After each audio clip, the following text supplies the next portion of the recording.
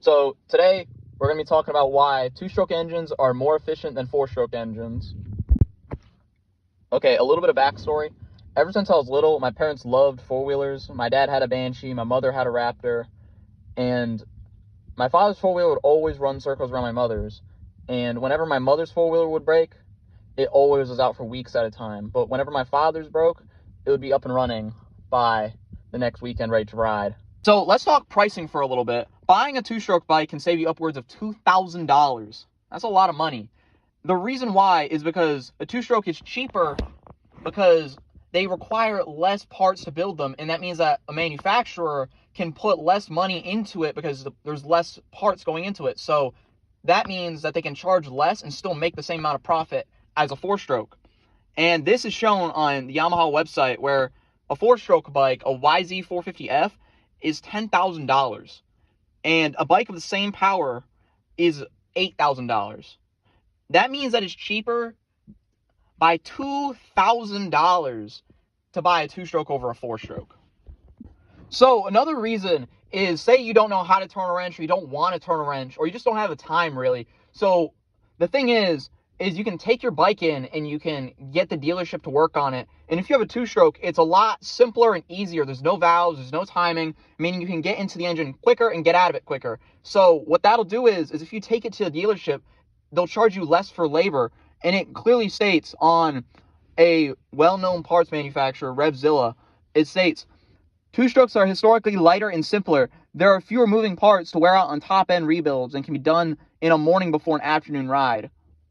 So let's take a second to talk about power delivery as well. Most people want to go as fast as they can, as quick as they can. So two-stroke engines often make so much power that they can compete with four-stroke engines double the size. Most of the time in major races, in Supercross and stuff like that, they would compete a 125 two-stroke engine with a 250 four-stroke.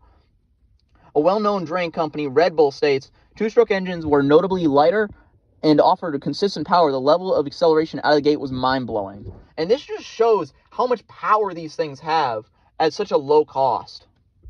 So let's talk about maintenance quickly. The main reason why two-strokes are easier to work on is, again, there are less parts.